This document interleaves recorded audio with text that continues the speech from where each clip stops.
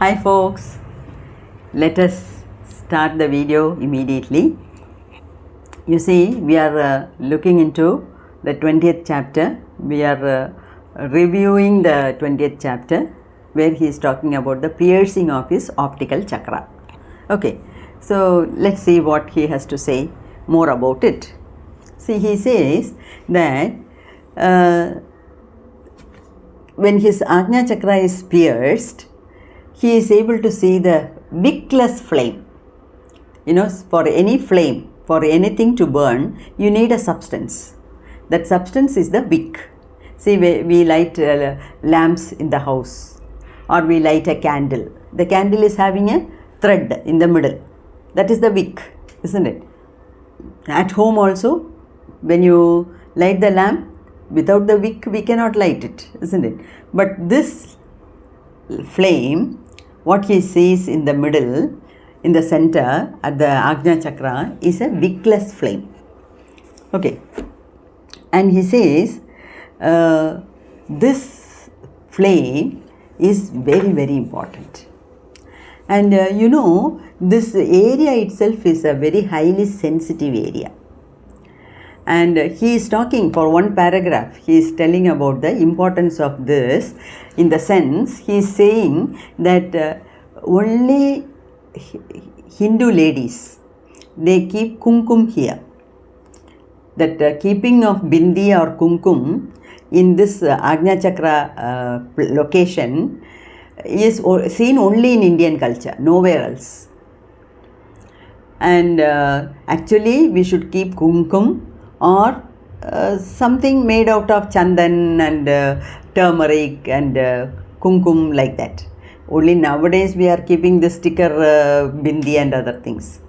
But whatever it is, this place must be protected because it reflects the Atma inside, the soul inside. The soul is glittering, the soul is emanating light. Okay. And you know, if this place is not protected, we become vulnerable. Vulnerable to what? We become vulnerable to the negative intentions of some men. You know, if a man wants to attract a woman, wants to draw her towards him, if he knows the technique, and if his third eye is activated, he can very well do it. You know, the great rishis, siddhas, munis and sadhus, they all know the technique, but they refrain from doing it. They don't want to attract any lady and indulge in all such things because they know it is going to be an impedance for their progress in spiritual life. Whereas a normal person who knows all these tricks and whose third eye has been activated, you know, halfway they lose the interest in meditation and they start going after ladies.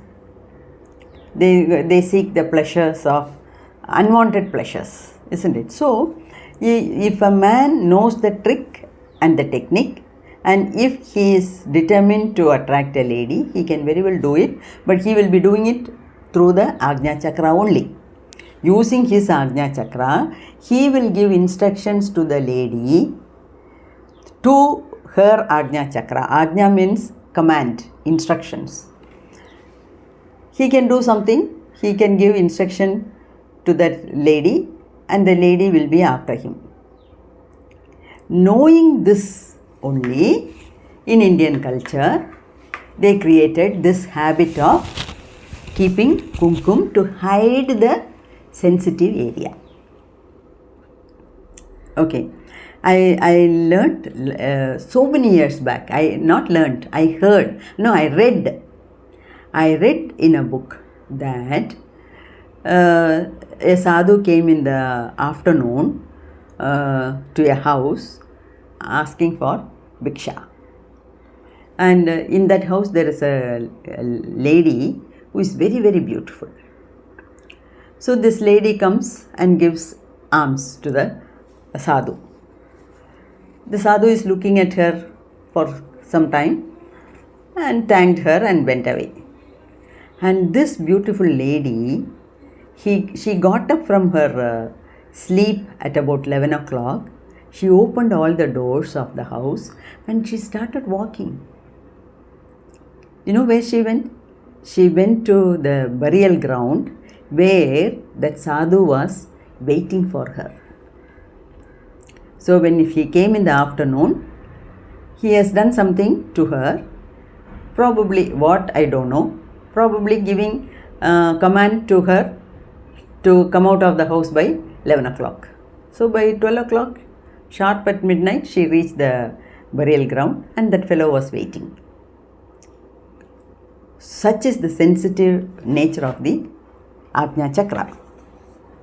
Okay, so he is telling that this kumkum, keeping kumkum in the forehead, it has become a practice only in Hindus, in Indian culture. And something happened to me when I went to Japan in 2014. See, those days also I used to wear only Western dresses. I prefer Western dresses. Easy to wear and very casual. So as a principal also I used to go in a formal dress, wearing pants and shirts with an overcoat like that. So in 2014, when I went to Japan also, probably that time I was wearing some informal jeans and tops like this. I don't know, but a lady, and you know, in Japan, when they travel in train, they don't talk at all. They do only one of the three things. From my observation, I am saying, if they get a seat, they sit and sleep, or they listen to some music, or they read books. When they don't get seat also, they will be holding on to that handle. With one hand, they will be reading the book like this. They never talk. But a lady was sitting by my side and she asked, after looking at me for a long time, she asked, "Are you an Indian?" Then I said, "Yes." Then I thought, my dress is also Western. How did she come to know? Then I asked, "What made you ask that question? Why do you ask?" Well, how did you, I asked her, "How did you come to know that I am an Indian?" Then she said, "Bindi. Only you Indians keep bindi like this." Like that she said. So, even if I wear Western dress, I don't forget to keep the bindi. Because I know the importance of hiding this place. Okay, so like that. Just... he is also talking about the bindi, the wickless flame and other things. Okay, and then, see, he says, whenever I see the blue pearl, see, this blue pearl is a miraculous thing. It does miracles. Okay, you will be seeing all those things in the later chapters. So he says, he is seeing the red aura, then the white flame, then the black light, and now finally the blue pearl also, blue light also. Then he says, as I passed through all these stages, moving ahead, my joy and ecstasy kept increasing. Okay, and he says, I started to tire off all forms of external associations. He doesn't want to meet people, he doesn't want to talk to anyone, he doesn't want to share with anyone anything. All that he has become addicted to meditation. See, I became addicted only to meditation. I always asked myself, what shall I see today? This was the only thing I waited for. That's what Swami Muktananda says. And one day in the Brahma Muhurtam, he started meditating, and there he saw himself in front of a funeral pile. in a cremation ground. So in the meditation he is seeing a cremation ground, and the funeral pyre was burning, and he saw a lady sitting in the middle of the fire. She was deeply lost in meditation, but the flames around her started devouring her. Like that he saw in his meditation. He is not saying anything about it anymore further. He says, I watched her for a long time and then my meditation stopped. Another experience. Then, see, he says, the next day onwards, I decided that henceforth my meditation should start at midnight. Because, see, he has started longing for the experiences in meditation, so much so, he thought, why should I waste the 3 hours? Let me start, why should I wait for Brahma Muhurtam? Why should I wait till 3 o'clock? Let me start my meditation from 12 o'clock. So like that he started meditating from midnight. But from my experience I am saying, based on what I heard, what I have read, what my Guru has advised all of us, better not to meditate from 12 o'clock to 3 o'clock. See, strictly speaking, a yogi should sleep only for 3 hours. And that 3 hours is between midnight 12 o'clock to 3 a.m. 12 midnight to 3 a.m. we can sleep. That is not the ideal time for doing meditation. Why, you know? You see, the soul having unfulfilled desires, people who have committed suicide, people who died without completing their lifespan, people who met with accidents and died, no, they are unable to come back to the earth because they left their body.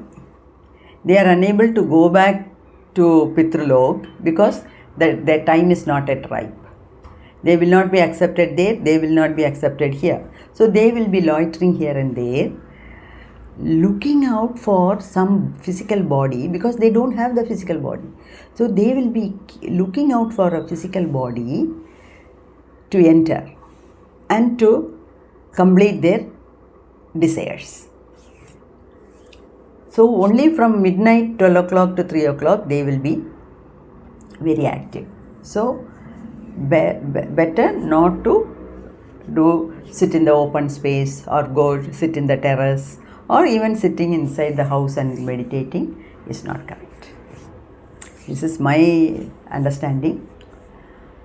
So Muktananda is doing because he has crossed all those levels. Okay. And he says that I am doing meditation not out of fear or not out of anything, not to impress anyone. I have become addicted to meditation and I meditate solely for the love of God, because I was irresistibly drawn towards the goddess Chit Shakti, that is the Kundalini Shakti, and to explore my own true nature, to understand my true nature. So he is sitting and he says, as soon as I sat, I passed into meditation. The presiding deity of each sense organ, you see, the presiding deity of each sense organ would come and stand before me. I would see a very special kind of light made up of many colors flashing through the 72 million nadis like lightning. He saw a special kind of light made up of many colors. Then would come the red, white and black lights, and for a second the blue light. These lights appeared one within the other, and the smaller within the larger, the one being the subtle cause and also the support of the other. Okay, so these are all the experiences written by Swami Muktananda, which he got as a result of the activation of his Ajna Chakra or the optical chakra. Okay. And he is telling a lot about the blue pearl, where all he travelled using the blue pearl as his vahan, no, as his transport, for his transport. So many interesting things he has described. Anyway, let's see all those things. Hope to see you next time. Till such time, take care. May God bless you all.